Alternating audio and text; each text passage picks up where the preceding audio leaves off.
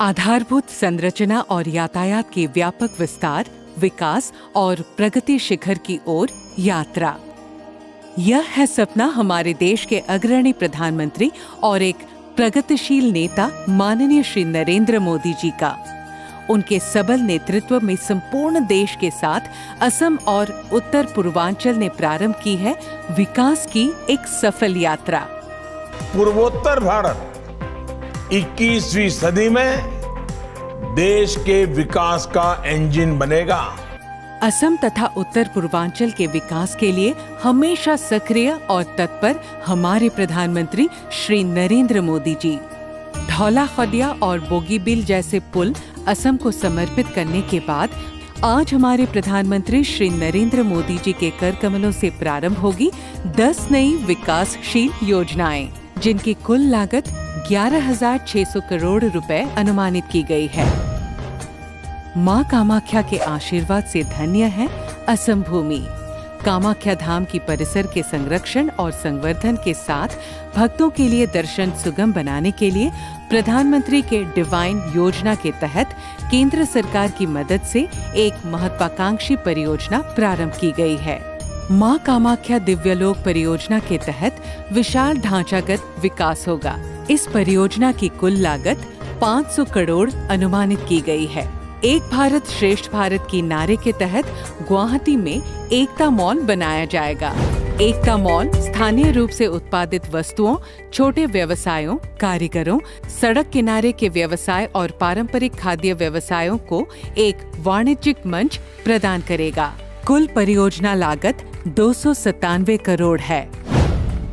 Guwahati medical college अस्पताल असम ही नहीं पूरे पूर्वोत्तर के असंख्य रोगियों की आशा और भरोसे का स्थल है।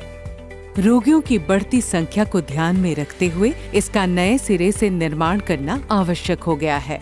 इस परियोजना के माध्यम से 2,225 बेड वाला एक टीचिंग अस्पताल, 375 आईसीयू बेड और 26 ऑपरेशन थिएटर शामिल होंगे। कुल 3,250 करोड़ की लागत से यह परियोजना पूरी होगी। बराक घाटी के जनता की लंबी मांग को पूरा करते हुए अमृतकाल में सरकार द्वारा लिया गया और एक फैसला, कोरिमगंज के रामकृष्ण नगर में एक मेडिकल कॉलेज की स्थापना। Modular lab, 4 modular operation theatre, 7 operation theatre बनाए जाएंगे।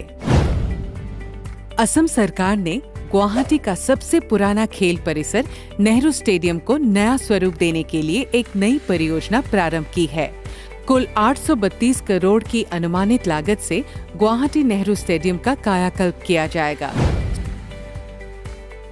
सौंड्रापुर स्टेडियम नाम से बनने वाला स्पोर्ट्स कॉम्प्लेक्स में एक फुटबॉल फील्ड, 2 प्राकृतिक गैलरी और सभी सुविधा संपन्न बहुमंजिला भवन इस परियोजना के तहत बनकर तैयार होगा।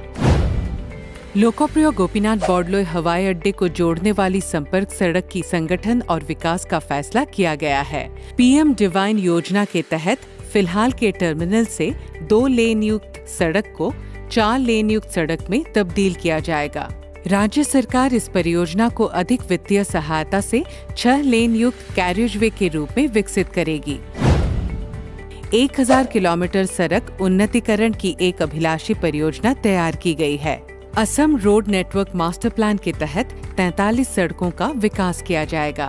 हमारे लिए सौभाग्य की बात है कि इन 8 परियोजनाओं का शिलान्यास आज देश के अग्रणी नेता माननीय प्रधानमंत्री श्री नरेंद्र मोदी जी के कर कमलों द्वारा संपन्न हुआ। केंद्र सरकार ने उत्तरी असम में दोलाबाड़ी से जामुगुरी तक जियाभोरोली पुल को छोड़कर 4 लेन के राष्ट्रीय राजमार्ग का निर्माण पूरा कर लिया है। कुल परियोजना लागत लगभग 592 करोड़ है और बिस्वनाथ से गौहपुर तक का 4 लेन राष्ट्रीय राजमार्ग का निर्माण पूरा कर लिया है। परियोजना की कुल लागत लगभग 1,451 करोड़ है।